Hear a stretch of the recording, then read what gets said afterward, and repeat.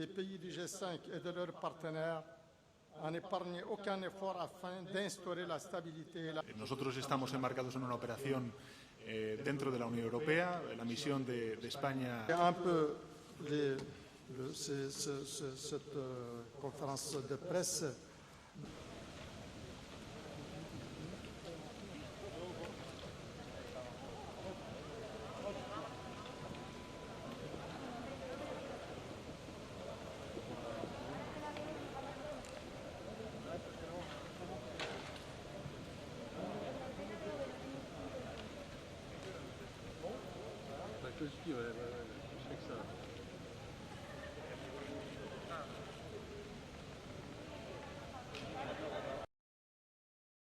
La coalition que nous avons annoncée à Pau il y a 6 mois est en place.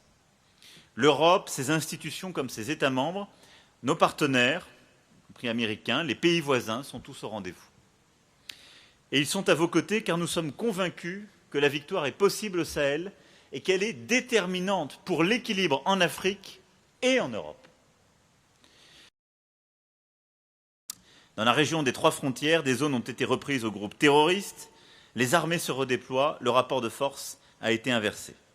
Cette dynamique, nous devons maintenant la conforter et l'amplifier, avec, dans les semaines qui viennent, les forces européennes qui, au travers de l'initiative Takuba, vont prendre le relais des renforts français que nous avions déployés en janvier, les 600 soldats additionnels qui venaient de Côte d'Ivoire. La mission européenne EUTM va reprendre ses actions de formation et étendre son champ géographique avec une implication très forte de l'Espagne et de l'Allemagne, vraiment. De nouveaux équipements financés par l'Union européenne, mais par d'autres partenaires comme les États-Unis vont être livrés. Et le terrain que nous avons repris ne sera pas cédé.